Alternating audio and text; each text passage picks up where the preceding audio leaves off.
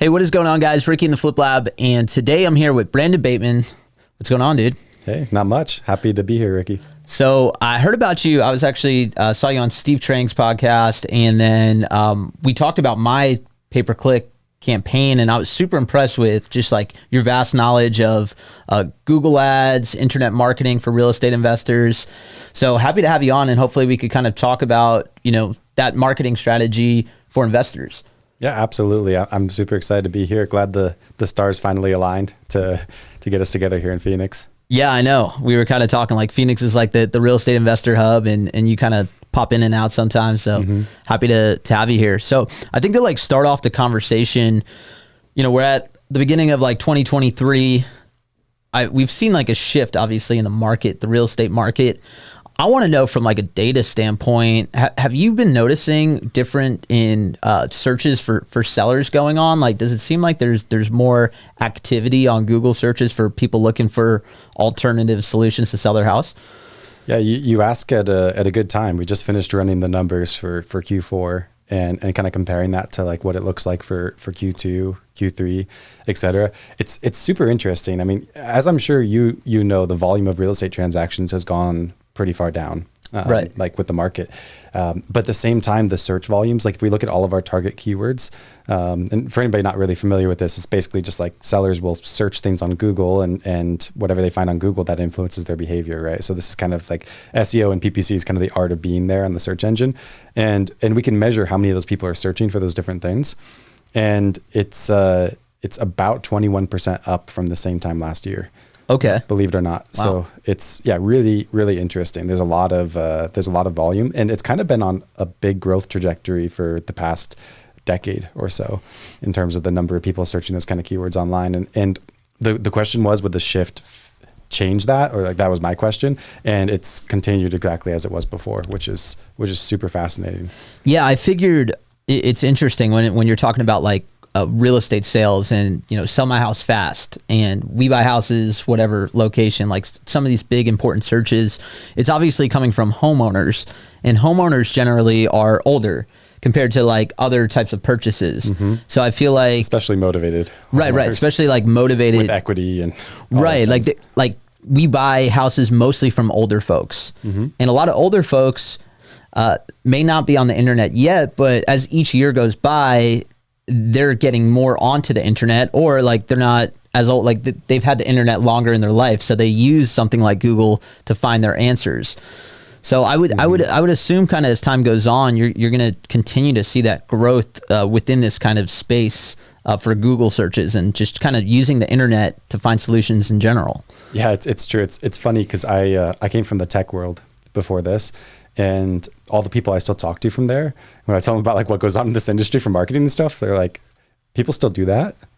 Is direct mail still a thing? Like, do people still watch TV? Yeah. Right? There's all these things that have like shifted so much, but this industry just kind of lags behind the rest of the world, right? So for a lot of industries, it's really grown pretty significantly. The other piece of data that I thought was really interesting is lead quality data. We actually see from our clients what percentage of their leads become opportunities, and opportunity, would that be like there's some motivation there, or like they're not just maybe a tire kicker type seller? It's going to depend on how our client views an opportunity, because obviously like different companies view it differently. The average is probably that they for sure have to get a hold of them, because some leads come in and you'll never get a hold of them. They have to have a house to sell, and usually they can't be like completely retail. Like a lot of our clients don't market as opportunity because it's retail, or because it's a mobile home, or because it's outside their location, right? So opportunities are just like the actual leads that theoretically it's like anything that you would try to make an appointment out of. Okay. You would try to put under contract. So yeah, there has to be some motivation usually. Although it's a common mistake that our clients make to like overqualify towards that. So we try to like push them on the side of like, go on more appointments, not less. But we saw from Q2 to Q3 a 7% increase in the opportunity rate with leads. And from Q3 to Q4, a 31% increase.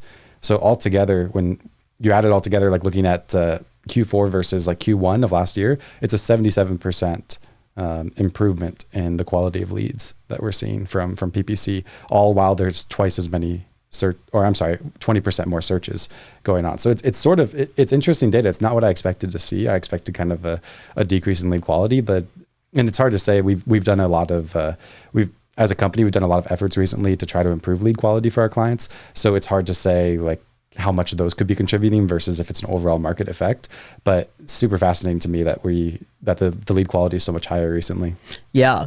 And I was wondering, because I'm obviously in the investor space, and over the past 6 months, kind of since like June when the market started slowing down, us included, but a bunch of guys are spending less money on marketing. So I come from a PPC background for selling Yelp ads.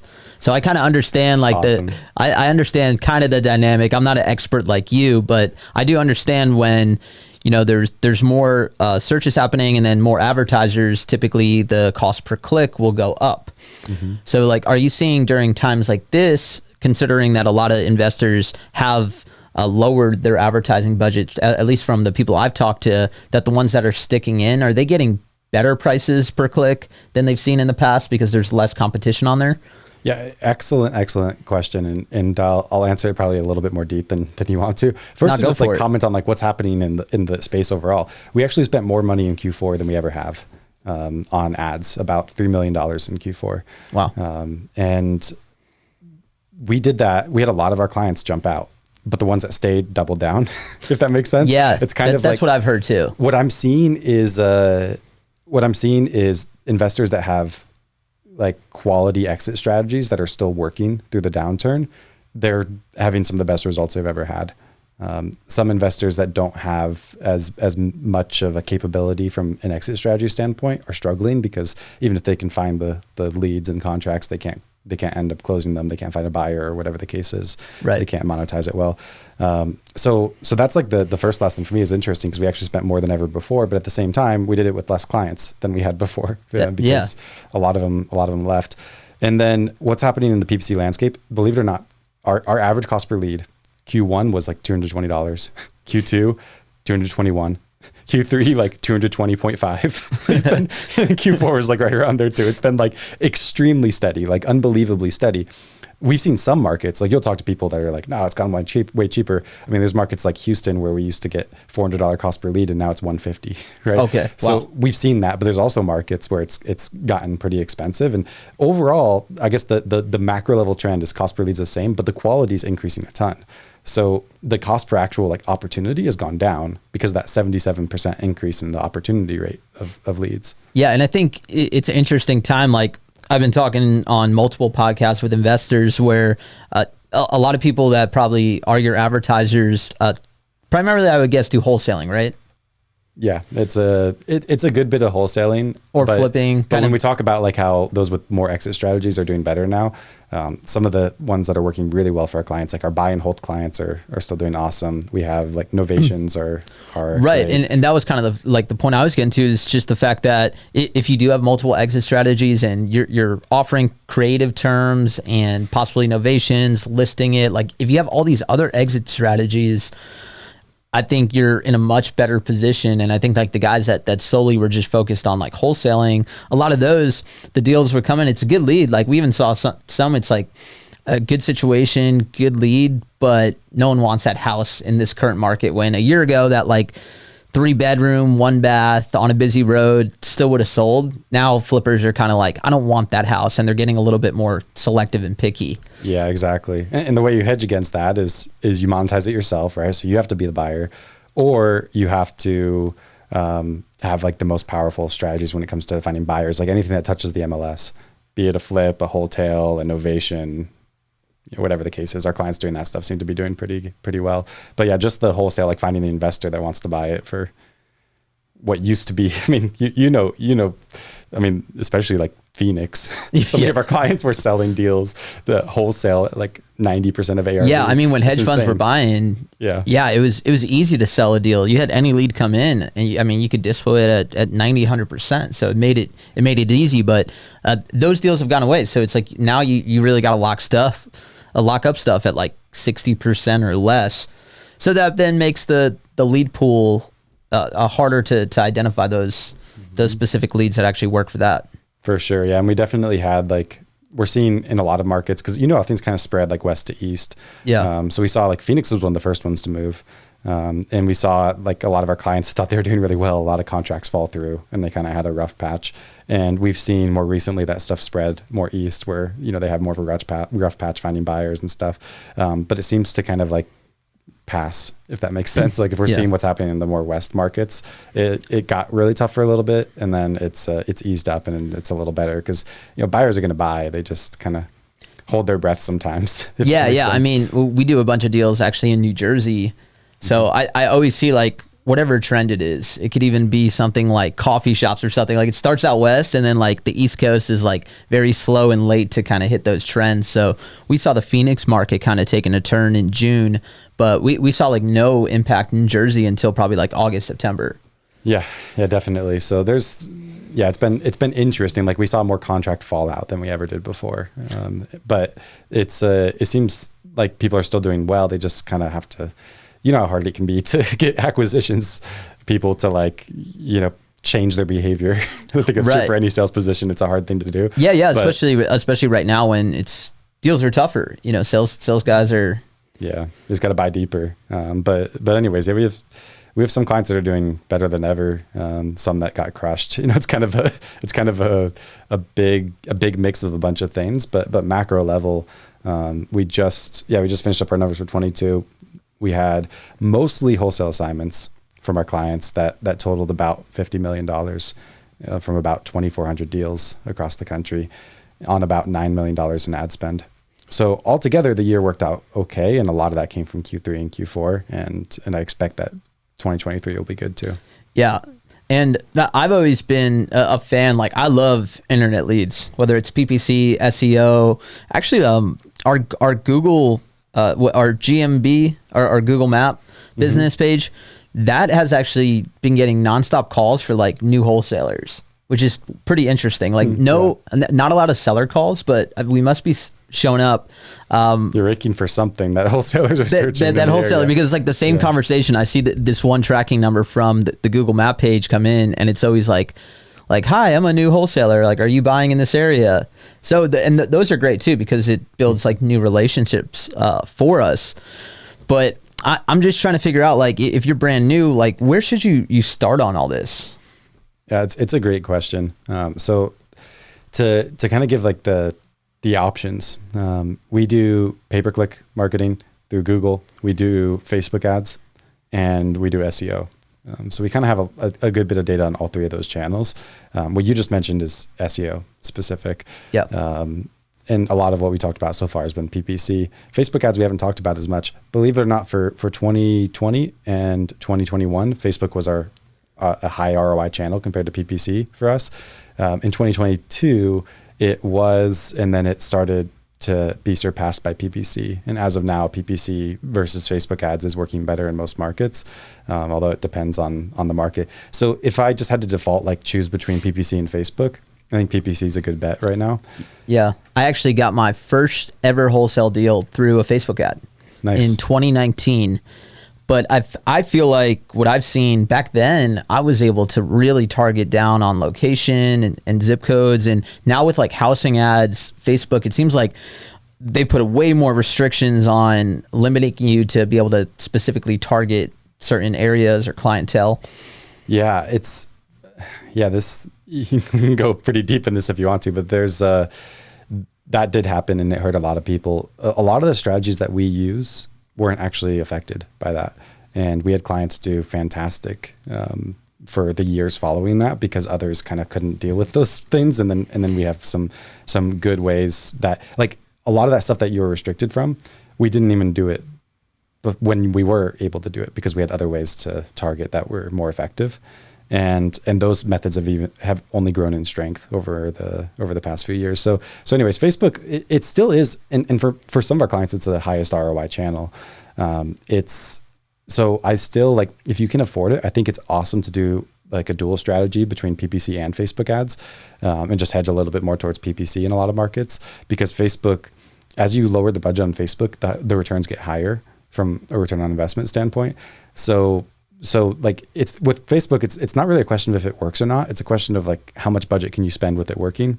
Yeah. And I feel like, Facebook is much more of a outbound type of a lead. No one's going on Facebook when they need to sell their house, but Sally's going through her feed, and then she might also have a house that she needs to sell, sees the ad, similar to like a radio or TV ad. But I feel like obviously Google SEO or PPC, those consumers are going on with an intent to find something. So I think from my experience, I've always found that like Facebook leads were maybe not as qualified, not as hot compared to like the Google PPC stuff. Yeah, you're absolutely right. We find that Facebook takes more leads to get to an opportunity. And then from an opportunity, it takes more leads to get to a contract. And compared to PPC, it's about 7 opportunities per contract compared to 4.8 on PPC, to paint a little bit of a picture. And it's like 24% qualification rate compared to 32% on PPC. So it's definitely a less motivated channel. The saving grace of it is that it's cheaper from a per lead basis, but it's gotten more expensive recently. But I'm really curious to see how Q1 2023 wraps up, because Q4 is always the hardest time for Facebook ads. This year we saw that the raw cost of ad inventory doubled basically in Q4, which is... Why do you think that? It's really normal because of election season and like Black Friday. Just more advertisers shopping on Facebook spending money end of the year. E-commerce is a huge segment of Facebook ads, and I used to do e-commerce advertising. I know like we'd spend like 3/4 of our budget in Q4. Yeah. Because when you get someone to your site, there's just like, we would see that there's a 3 times higher chance that they end up buying your product. Yeah. So that's the time to double down. Yeah. So even if the ads are twice as expensive, you're still doubling down because it's a great time of year for that. And that just pushes the ad rates really high. And then you look in real estate where like you have a lower response rate from your ads. And additionally, the leads are going to be harder to close. And then you layer onto it that like it's more expensive. Q4 is just a harder time for Facebook ads. So that's where like we don't have a ton of data for Q1 yet. We're just 10 days in, but we've already seen the raw cost of advertising inventory get cut in half compared to December. So my hopes are high that Facebook will be pretty good. But PPC is just a really early quality staple because the lead quality went up over the past year and the cost stayed steady versus Facebook. The quality is about the same, then the cost is kind of going up. So that kind of got mixed up. So really PPC, like if it's one channel, it's probably PPC. If you can afford to do some Facebook too, I think that's great. The other channel, so some of it really just depends on kind of like what your goals are as a business. Because the last one's SEO. And if you look across our clients, SEO actually has the highest return on investment of any of the channels. But the cash conversion cycle is long. When the leads come in, they close quickly, but it's a really long-term play in terms of like getting the leads. Yeah. Yeah. It takes a while. I mean, I remember we built our website and we didn't see an SEO lead for probably at least 6 to 8 months. Yeah. And investors are always like, they're the types like they want leads now. Yeah, exactly. So it's kind of hard to justify like spending this money for a return in the future. I think if you compare it to other long-term strategies, like I'd invest money in SEO before I'd purchase a rental or something like that, hands down. That's the way I look at it. I made a tweet about how like SEO is my like best cash flowing asset that I think I own at this point. Absolutely. Because I made like this past year and probably not doing it the right way, but regardless, right? Yeah. Paying no one to even like manage it. I just pay the hosting and stuff. I don't even update really. Like I might throw some new photos on, maybe add a blog here and there, but I've seen a couple $100,000 in net profit in this past year from something that it's like literally hands off. And like, those are my favorite type of leads, like an SEO lead, the conversion rate, so hot, so easy. Like I even feel like just the fact that consumers scroll past the ads and then go to like the organic ones. I even think that you have a higher conversion and a more qualified type of lead than someone that might just do a search and click the first thing that they see. Yeah. So, some interesting facts kind of surrounding that. There's actually more people who click on the organic results than there are that click on the paid results in Google. Layer on top of that, how much do you hear people talking about PPC in the industry versus how much do you hear them talking about SEO? Yeah, I hear PPC like all the time. Yeah. And then SEO, you don't hear that much. And it's funny. It's like I have a podcast myself. And in the past few weeks, I've invited 2 separate clients that are doing great with SEO to come talk about it. And they're like, no, sorry, I don't want my competitors to know.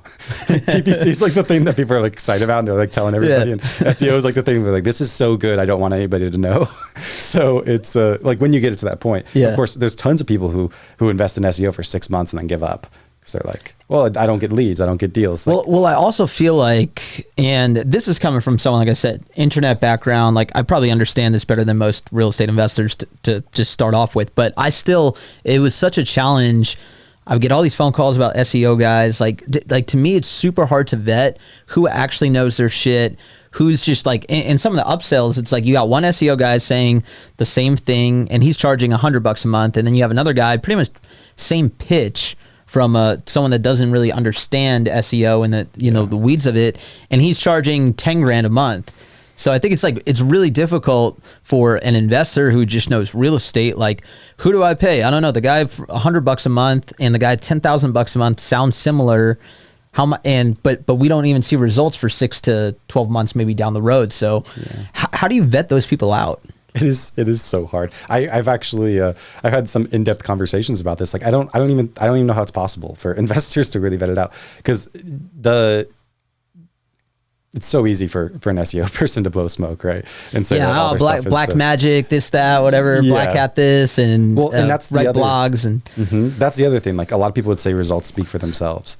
They don't in SEO. Like, even if you know someone who's having good results with a company, or having good results themselves or something like that, it's how you get the results that matters too.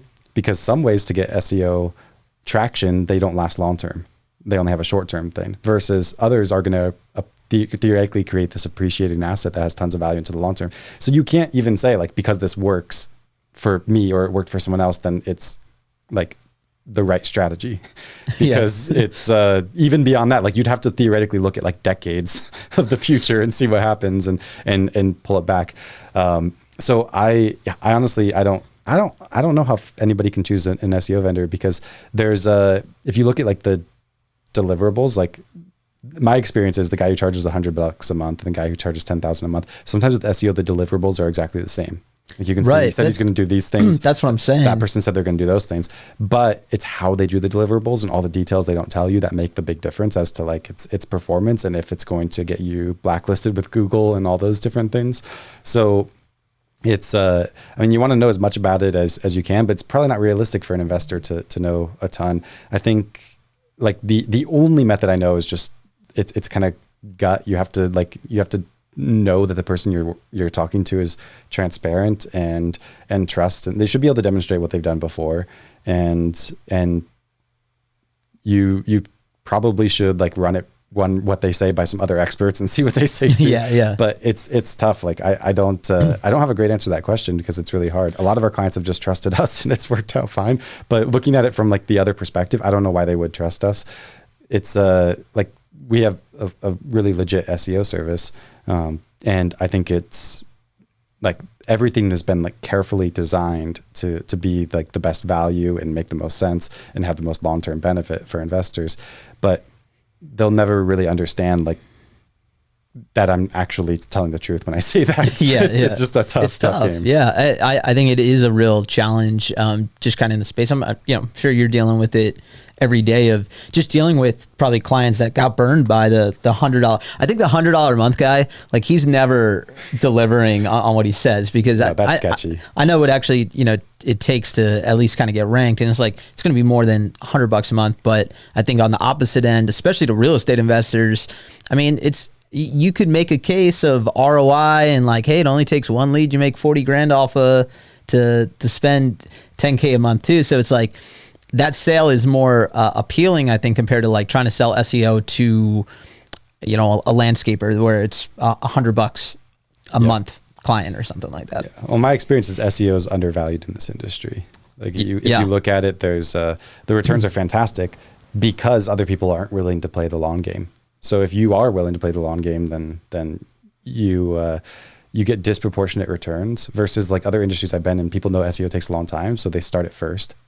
This is like more enterprise companies, right? It's like SEO is what you do before PPC, and it's like equally competitive to PPC because all the companies that are investing in all the different factors are doing it equally. Because that's the thing with SEO. Like, if you look at how Google works, it's not about you doing XYZ that makes you rank on Google. It's about you doing XYZ better than your competitor does it. Because if none of your competitors did anything and you just did a little bit, then you would be killing it in SEO, because it's not about being good, it's about being better. Yeah, right. as things get more competitive, you have to be really good to be better. But I guess my point is the bar's lower in this industry than most industries I've done work in otherwise. So that's good news, just because I think the number one killer of SEO results is inconsistency. People will, even things like we'll have clients with us spend for 6 months, and then they have cash flow issues, so they pause it for 3 months. Yeah, it's kind of like, I guess I could cut this. Yeah, it always seems like the easiest thing to cut, because it doesn't appear revenue generating. But then you look at the long-term results, and like a 3-month break really makes a big difference in terms of growth. It's kind of like taking a high interest loan against your future results, where there are things that would justify that. Like, I'd rather make payroll than continue SEO, but you have to realize that taking a 3-month break, it's going to cost a lot more than what it would have cost in those 3 months to kind of catch up. And it's so I guess my point is, I think inconsistency is something where if you can nail consistency with SEO in this industry, you do fantastic, because nobody else can do that. It's like the most inconsistent industry I've ever seen from a marketing standpoint. And what's your thoughts? Like, I've been looking a lot into all this AI coming out, right? Mm-hmm. And ChatGPT can like write you a blog article in seconds. Mm-hmm. How do you think that like that's going to change the landscape of, I guess, like not only just SEO and like, getting content on your website, but also I feel like this is the first time I've been like, maybe Google is not going to be people's go-to search engine and find results like they have in the past. Yeah, that's lots of layers to that. So yeah, as for like, if it replaces Google or not, I mean, it's anyone's guess. I'd like to, I guess the question would be how much of it would go different places, right? Like, if you're going to look for a company to sell your house to, like, let's think of that circumstance. Are you going to go to ChatGPT and ask it, like, what company should I sell my house to? Maybe. I mean, if so, then there's like that's its own strategy of like, how do you right. manipulate that tool to get there? How do you become ChatGPT's answer? Yeah, exactly. So that's, I mean, in some ways that's still SEO, right? It's just the platforms change. And like the point is, people are always going to have places that they go for information. And in those places, they're going to find companies. And then those places are always going to try to give the best results. And the game is always going to be, how do you convince that place? Like right now it's Google. In the future, who knows what it is, but how do you convince that you are the best result? The other question around that is like, how does, like, the fact that you can spin up a blog post in 2 seconds, how does that affect SEO? Right. We've been experimenting with AI for writing blog posts for over a year, and we still haven't been able to get it to the quality level that's needed. And writing's pretty cheap. And so I guess like it hasn't really been like a game changer in terms of the blog posts that we write, which at this point is like, it's a ridiculous number of blog posts a month. Like, if you knew how many blog posts, it's like somewhere between 300 and 600 or something like that. Oh, wow. Which like, if you want to write that many blogs about selling a house each month, it's, as you can imagine, it's kind of hard to. Yeah, it gets like a little like repetitive as far as like, what else do we have to write about this? Yeah. The secret is you source tons of different writers, because every writer will write it alone, but no writer can write 300 versions of the same blog post. So, and AI can kind of like help along with that process, but it hasn't been what I would consider like a game changer. If that improves, then it means that content's easier to do. So then there's different things that matter. We've still put a ton of emphasis on backlinks in SEO. Backlinks are like, for example, doing backlinking right, you'll never, at least in the near future, be able to pull that off with any type of AI tool, because it's all about getting other websites to link to your website. It's a sales process, basically. So like, to give you some perspective on how we do backlinks, we would get like we would write an article, and then we would kind of shop it out to different websites. We find websites that are like topically relevant to the industry. So like other real estate websites, or more like consumer-based websites? Well, the more relevant, the better. But there's only so many websites of different types. So occasionally we'll backlink even from some of our clients in like different markets to other ones, because those could be really relevant and authoritative websites. A lot of the backlinks though come from things that are like tangentially related and make sense. Like, because that's how the world of backlinking works. Like this is like, when we're talking about really white hat SEO, how do you do things like the quote unquote right way so that it has like longevity? A common scenario might be that there's a garage door company, and they might have a blog post on their site about how to repair a garage door. And in there, they might mention that repairs could be costly in a house, and you might want to just sell your house for cash, right? And that might link to the like your website where you have a blog post that talks about what is it like to sell your house for cash and how does that compare to listing it on the market. Oh, I see. Yeah, and I see what you're saying. So that's like natural, right? How it all comes together. So what we would do is we would find like that. We find a website, we kind of pitch to them like, hey, we're going to write you content for free. Then we build that bridge. Like, what's that content that connects them to us? We give them the content for free. And in doing so, we provide a backlink to our client. And then we build it all in a way that's really natural to Google, because at the end of the day, it looks like they post this blog post that links to this other blog post. It's topically relevant. It makes sense. So to keep it simple, just so I know if I'm keeping up. So it would be like, I have a sell your house to me, no repairs type website. Mm-hmm. So I might have a blog post saying, hey, sell your house, no repairs, don't fix your garage door that might be broken. That might have a backlink to a garage door repair guy's website. And then he might have a blog post about, also like if you just need to sell your house or something like that, here's a link to this home buying website. Is that kind of the idea is to make it like topically relevant, but even like what you just explained, like this is where backlinking is like, I mean, we could spend forever talking about backlinking because it's just such a topic that goes so deep. But even that circumstance is like against Google's policies. What you just or Google will likely not do well. Or it won't help you rank well, because what you just described is kind of like a link exchange. We link to their website, they link to ours. Google knows how to like see those, and they actively try to advocate against those, and they don't give as much credit to those. So it's not about like, I link to that website, they link to me. It's about how do I get a link from them without me linking to them, if that makes sense. Yeah. So that's where like you have to provide value to them in some way. So we provide free content, but no backlink to them. And then they provide a backlink, but no content to us. And it goes, of course, a ton of different directions, but the concept there is like, that's how backlinks are actually naturally generated on the internet. That's how it tends to be, is people use things that on different websites as resources and link to them. So you have to it's about building that resource on your website that's actually valuable for those other companies. And then it's about building the bridge between those other companies and that resource on your site. Yeah. And what about like GMBs, like I was talking about? I feel like maybe if you're brand new starting out, that might be a good segue of start generating some internet leads without, like we were talking about, putting in all that heavy work of, well, I need a WordPress website and someone to design that, and then I need an SEO guy and hire them. I feel like maybe getting a We Buy Houses site as like a GMB might be a good place for like a newbie investor to kind of break into getting internet leads.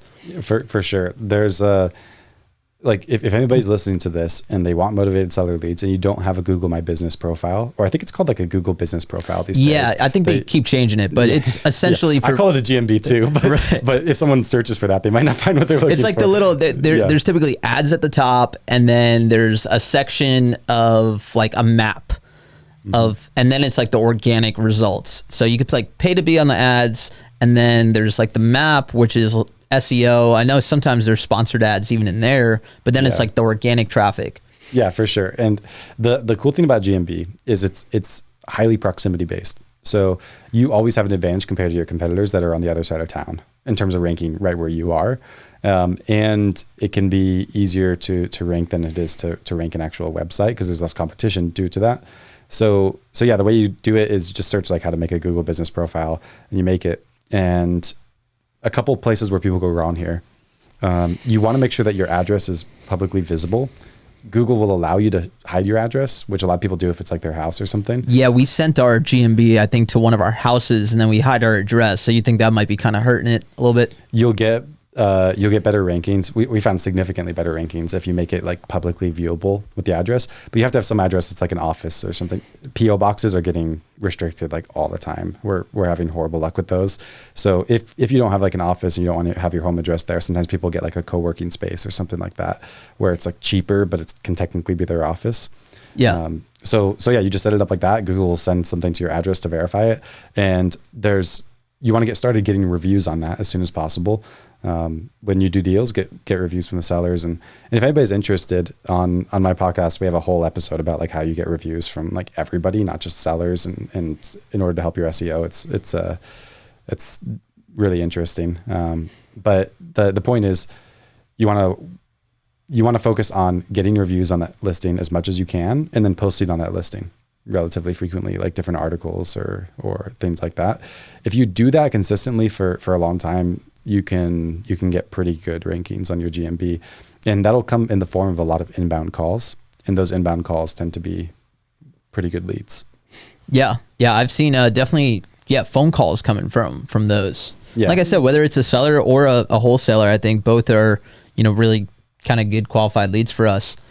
If For you're sure. like obviously a lot of people on here, it's not like the huge operations listening to this that are spending $60K a month on like PPC ads or whatever. Sometimes you'll hear like, what do you think is the minimum threshold someone should at least have to get into running a PPC campaign?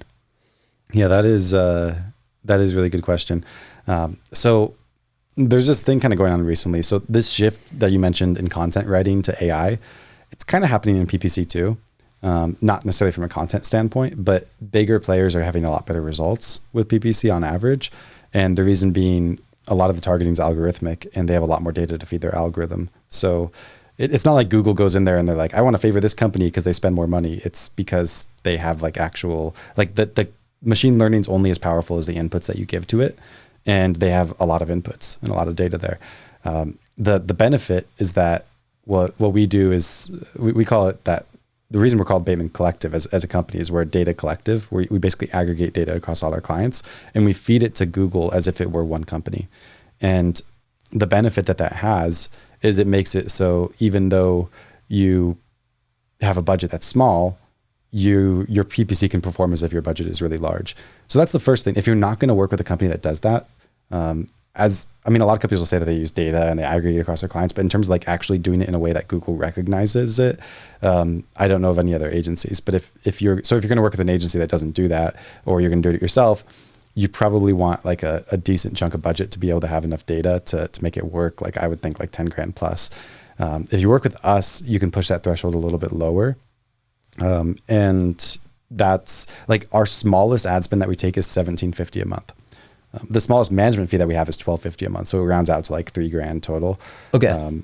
Because that's our smallest management fee, like it technically could work if you have like $500, but then you have so much overhead for the amount of like actual ad spend. Yeah. It's like would it be worth it at that point, or just maybe wait till you close some deals some other way to be able to properly invest? Exactly. People say it's all about ROI, but like, what if you have a 100x ROI on $1 every month? It's not actually that valuable, right? Because the juice has to be worth the squeeze. You have like some effort, some time, some focus, paying an agency, like whatever needs to happen to like take the initiative off the ground. Yeah, real estate deals take time too. So it's not like e-commerce, click, conversion, sale. Yeah. Okay, could recycle this money. My SEO lead or PPC lead might take me 6 months to actually close and get paid. So it's tough, I think, sometimes when you're a newbie starting out and like your budget's tight to just spend all that money without kind of getting to the point of like, okay, I actually got paid on this deal. Now I can reinvest that and kind of have that snowball effect. Yeah, exactly. My best advice for people in those scenarios is just when you do deals, reinvest in marketing until you're at a point where that's not your constraint in your business anymore. For a newbie wholesaler, usually marketing is the constraint because they need leads. At some point, they have so many leads, they don't know what to do with them. And then they go through the struggle of hiring 4 different acquisitions managers that they hire then fire until they finally find a good one and realize how they need to be a better leader. And like there's like that whole mess. So, but at the beginning, usually it's marketing that's the constraint. So until you start like hitting the edge of that constraint, I just reinvest everything you can into marketing, because you're absolutely right. Like you need budget and you need to be consistent with it. You need to have like the runway to do it consistently over a long period of time. So I highly recommend being smart with that. Usually what we tell our clients is if you're going to start a PPC campaign, take your budget times 6 and make sure you got that set aside ready to go. And if you are in a place where you have like 6 months of budget ready to go and you're willing to kind of like invest that without looking back, then I think you're in a place where you can do PPC. If you can't quite do that yet, then it's not that you won't have success or you couldn't have success, but it's a lot more luck based than it is based on like the proven process. Yeah, even like when I was at Yelp, I would tell them, I'd be like, dude, don't, like, it's day-to-day advertising, but don't turn it on for 2 days. And then if you don't see something, like just turn it off. Like, we're going to do this. Let's commit to a few months, because it does kind of take time for things to kind of really snowball like that. Yep, they snowball. I mean, there's so many lags, right? It takes time for your lead flow to become more consistent. At the beginning, I mean, sometimes it's super consistent out of the gate, but we'll have clients where it takes several months to get the lead flow right for their market. And then once that happens, it takes time for the leads to get contracted. And once that happens, it takes time for the leads to close. And then there's of course always some that are sooner and some that are later, Yeah. And you add all those things together. It's, you need that runway. It's not something to think of like week to week, if that makes sense. And how important is the website? Like, should someone spend all this money on like a custom WordPress site? I know there's things like on Carrot that it seems like a lot of investors use. What's kind of your thoughts about the website? So for SEO, website is really important. So you need to, there's a lot of things that you need to make it like viable from an SEO standpoint. For a lot of people, something like Carrot is functional. My company also builds sites like relatively inexpensively, because if you do something like Carrot, then we have to go in and we have to basically fix it up for SEO purposes. And that can cost the same amount as just building a completely new site sometimes. Yeah. So sometimes the tear it down and rebuild's cheaper than a rehab, so to speak. So it's that sometimes just makes sense for our clients. So SEO, like the site, definitely matters. Carrot's sufficiently good. There's other ways to make it technically better that are going to be more expensive, and we've done both. We've worked with clients in both scenarios. It kind of depends on how much focus you want to put towards it, how much budget you have. With PPC, it's crazy important because you pay so much money for these clicks, and you have to turn those clicks into leads, or else you're just wasting your money. If anybody works with us, we do like a landing page for the PPC, and all of that managed as part of the PPC service. So you don't really have to worry about it. Otherwise, what you end up doing is you just send the traffic to your main website, or you have a landing page that's kind of suboptimal, and it like you end up paying a lot more money for leads under those circumstances. We have split tested our landing pages against every like extremely expensive site our clients have ever built, and it's worked significantly better under every circumstance. We also split test them against themselves. We run several split tests every month to try to optimize them. So it's one of those things where if you're always like pushing hard to optimize it month after month now for several years, it's hard for anything else to catch up. So there's like tons of people out there claiming they have like great landing pages and stuff, but we've never seen anything outperform one of our landing pages. Yeah. And that kind of brings me to the point, like, would you ever recommend someone to run their own campaign in any situation? I'm trying to think of when it makes sense. I mean, you'll hear horror stories under all circumstances. You'll hear people that have had horror stories with agencies. You'll hear people that have had horror stories managing themselves, and you'll hear the good stories on both sides too. I think for most people, the cost to hire an agency versus the improvement of the results is worth it if you work with the right partner. We do, because we want to make sure that makes sense. So when we take on a client, we'll usually do an analysis of how, like basically like a break even of our management fee, if that makes sense. Like what is it? Yeah. How much better do these results need to be for it to make sense for them to pay us? And usually it's somewhere between 2 and 5% better results that are necessary. And then we've got like this whole arsenal of different things we could do that like any one of them individually would blow that out of the water. And then you stack them all together. And it's like the dollars and cents. It's hard for it to not make sense. The only circumstances where that's not true is if your budget's really, really small. And if that's the case, then you, I guess you just kind of have to think hard about it. If you're in like a really, really tiny market and there's not that much going on, maybe you could just like try some PPC campaigns yourself, and you could get something that's kind of like hit or miss. For most people, I'd say it's better to like, if you can't afford enough budget to where it makes sense to work with an agency, it's probably makes more sense to focus on other channels that won't steal your money like PPC does. It can be a money hole if you like, it's right. So easy to waste so much money. And then even if you do everything right, like with an agency, you could do it better enough to cover the extra cost. So anyways, I guess my point is like with a really small budget, it doesn't make sense to hire an agency, but it also might not make sense to do it at all. Yeah. I think like a new investor, typically the way I look at it, like data marketing is annoying. There's regulations, there's all this, but it is cheap. And I think if you're like brand new, starting out, like super tiny budget, might have to deal with all that nonsense of like getting all this data and lists and cold calls, dialers, all these things. Ideally though, if you start doing deals and you do have a budget, I think that's when like internet ads are kind of where you want to be. And it takes so much off your plate, like I was saying, compared to these other marketing channels. Like we also do texting, and just like the compliance, and you can only say this, and now I have to make sure, like, is the data good? You know, are the phone numbers good? Is the texting platform good? Is the conversion of those leads, they're lukewarm leads too, so they need a lot more nurturing. It's like, it's a lot more than just cost per lead, in my opinion. Oh, absolutely.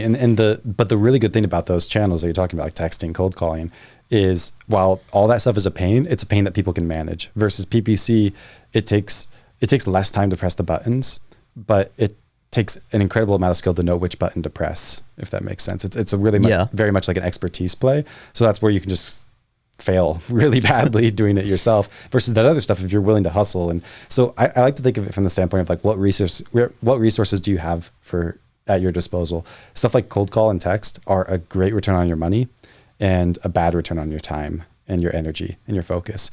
Something like PPC is not as good of a return on your money with that small of a budget, but it's a much better return on like your time, energy, and focus.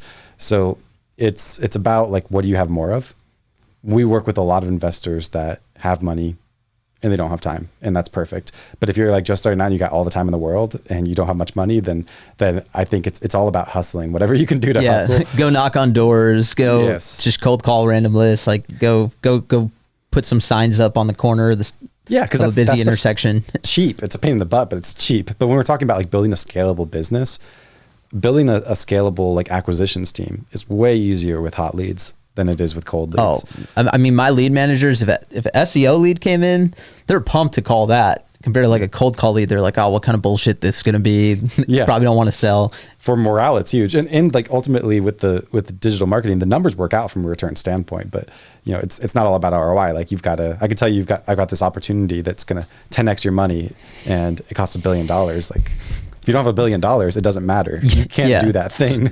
So it's kind of like, I think of it as like a lot of investors kind of level up from more outbound stuff into more inbound stuff as they grow their company. And that happens in all kinds of ways. Like on the far outbound side, you have like cold call, text, that kind of stuff. More in the middle, you move more into like direct mail, Facebook ads, stuff like that. And then as you get way far over inbound, you're talking more like TV, and then further than that, PPC, SEO, et cetera. I've been thinking it's a big challenge I think real estate investing business, similar to mine, faces when it comes to acquisitions are these guys going to just see what I'm doing and leave and do it themselves?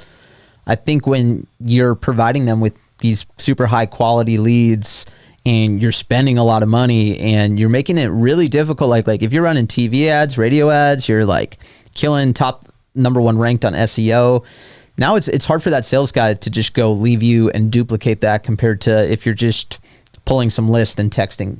Yeah. In general, the higher the barrier to entry for a channel, the more attractive it is when you can push past that barrier to entry. So I have a client I was just talking to the other day that does 100 deals a year with a single acquisitions manager. Wow. And it's because they do mostly actually, that acquisitions manager is themselves. It's the business owner that manages acquisitions, and he does 100 deals a year off of it.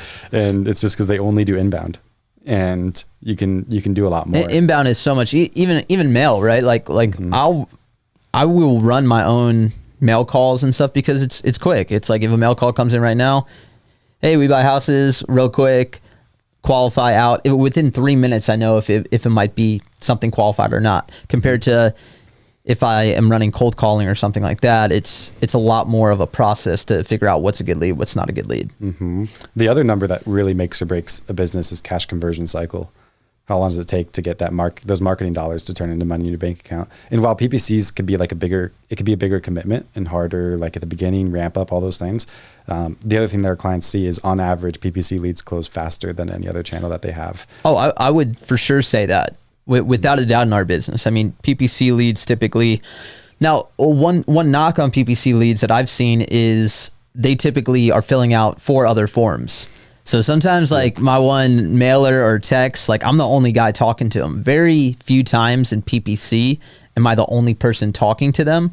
but like they're selling either to me or one of the other 4 guys. So then it kind of comes back to like, are we good at our sales process and, you know, setting good appointments and actually converting them? But I do notice a little bit more competition when it comes to they're filling out multiple forms a lot of the times. Yeah, you're absolutely right. I mean, you search on Google, you'll just find like a whole list of wholesalers, right? Yeah. So it's kind of tempting to call that whole list. There's a few things that help a lot with that. But I mean, let's just say I took like 2 companies in this market and we just gave like 1 lead to one and then another lead to another, or I'm sorry, we give every lead to like both of them, right? It's not like this one will win one day, this one will win the other day. It's like one of those is going to win like most of those deals. Yeah. Because they have a better process. That company is the one that does really well in PPC, because the fact that there's competition doesn't mean that they don't win the deal. The things that our clients usually do to make sure that's the case, urgency is huge. It's about getting to leads really quickly, because let's just say someone is like going down the list and just calling everybody. You have to realize they probably just filled out a form for someone else a couple minutes ago. Now they're filling out a form for you now. You might have to call them like instantly in order to get them on the phone before that other company can get them on the phone. And they might only have to call in 5 minutes because they have the lead before you. The other thing is, can you call them and can you get on the phone with them before they fill out the next form? Because if you can have the right kind of conversation with them where they come to trust you and they think like, I'm your guy. You don't need to call anyone else. Exactly. If you can convince them of that, which by the way, a VA with a script does not successfully do usually. It takes like an actual like acquisitions manager that can problem solve and make them think that like, even though they don't have a contract in their hand, they feel like their problem's gone because they have enough belief that it's going to be solved by this person. That's what makes someone stop their search. Right. So it's about being quick so you beat the people who got it before you. It's also about stopping the search at that point so they don't reach out to anybody else. If you reach out to them later, what we find is our clients that are slower with getting to their leads, they will get less opportunities out of their leads because they'll have someone they don't get in contact with. But the opportunities themselves also close at a way lower rate versus going quickly. The opportunities close at a higher rate, which is really interesting. Yeah, we even know like if it's a PPC lead, typically we come in with super strong terms. So like, well, we might wholesale some deals, we take down deals, but PPC a lot of the times, if we know there's multiple parties involved, we're going in like no assignment fee. Like I'm talking shit about wholesalers. Like you don't want to work with wholesalers if it's assignment. Like we are a direct buyer. We typically always go face to face, like in-person appointments for those type of leads. When some other leads that we've been working for a long time, they're not talking to everyone. It's not like this super urgent thing, like that tired landlord that you've been working for like 3-4 months. Yeah. We might just send him like a DocuSign and then he signs it like a few days later or something. But those PPC ones, man, we're trying to come in with super strong terms and, you know, just kind of try to weed out those other people that are going to the appointment. Yeah. That's the name of the game. It's a tough game, but and that's the other thing that a lot of people struggle with is if you have a business that relies on cold call and you get 100 cold call leads a day or whatever the case is. I have some clients that have massive cold call budgets and they just get tons and tons of leads. And then you throw in like 30 PPC leads a month, sprinkled in there, you're not going to close them well. Right. It's like your time and energy can only go to so many places. So sometimes to me, like filling up a pipeline with cold call leads, if you have these other inbound marketing channels could almost bog you down. Yeah. So that's where a lot of our clients, like big operations, they sometimes even have like separate teams for their PPC leads versus their other ones, because it's hard to, like as a business owner, you can be more flexible, but for an acquisitions manager, usually it's like hard to play both sides, like be like you described, like how different you want to be for a PPC lead versus the other one. It's hard to train people to actually do that way. Yeah, I've experienced it. It's a challenge for sure. Yeah. So a lot of our clients that are heavy in cold call and that kind of stuff, they struggle more with PPC leads because there's this rhetoric out there that like PPC leads are seeking you out. If you can't close a PPC lead, you're an idiot because they're such good leads, but it's not exactly true. Like the fact that they are better leads and they can be closed at a higher rate, but there's also a higher bar. And if you blow it, you just blew a lot more money than if you blew a cold call lead. Yeah. So it's like, a lot of our clients, like they put like their best talent on these types of leads, and they try to they try to not bog those people down with other things. It's the kind of thing where like one of my clients has for 4 years straight closed 1 in 10.5 PPC leads, really high close rate. Yeah, that's great. They give their acquisitions managers, the leads go straight to acquisitions managers. They give them at max of 30 leads that they can be working in their pipeline at any given time. They can't get beyond 30, and they just spend way more time. I mean, they'll do drive-bys. They'll if they talk to the seller and they're moving and then they ghost them, they'll go drop off boxes for to help them move. Like they like go so deep with these leads. So it's like, it takes less leads to a deal, but you also have to treat the leads like with an immense amount of respect. Like with cold call, it's more like you assume that the lead's not motivated until they prove to you that they are. With PPC, it's much more you assume that they're motivated until you can prove that they absolutely are not. And it's hard for someone to play both those games. Yeah, no, I totally agree. So I know short trip here. If people want to learn more about this, possibly they're interested in PPC, want to talk to you a little bit more in detail about all this stuff, what's the best way to reach out to you? So if you, if someone wants to reach out to talk about like digital marketing for their business, a great resource is batemancollective.com/Ricky. That's where we are basically throwing a link here, and they can have like an initial strategy call. A lot of what we talked about here is general, but my team has a lot of data on individual markets and that kind of thing. So if anybody's curious kind of what this looks like in their market, their situation, definitely reach out there. If you've ever run PPC or are running it now and aren't getting the results that you think that you could potentially be getting from it, you can also, one service that we offer is a free audit, and it's insane that it's free. It's super valuable because we'll basically like dig into all the data in the account and help diagnose like what the problem is and if it's just a lost cause or if it could be fixed in a few different ways and that kind of thing. I do those analyses myself personally in the account. So I can't think of any reason that somebody's actually like if they're actually running ads on Facebook or PPC or an SEO campaign now, why they wouldn't do that, because there's literally no reason not to do that. So you can reach out in that same place. And then the last thing is if you think that PPC and digital marketing overall will be a big component of your business, we have conversations like this, just going even deeper into all the different aspects on my own podcast. You can find it at podcast.batemancollective.com. It's called Collective Clicks, and we dive into success stories, case studies of what's working versus not working, campaign strategies, like all that kind of stuff on a much deeper level. So anyways, that's a good listen to if you want more of this kind of conversation, just deeper and more frequently. Awesome, man. Thanks for coming on. Yep. Thank you, Ricky.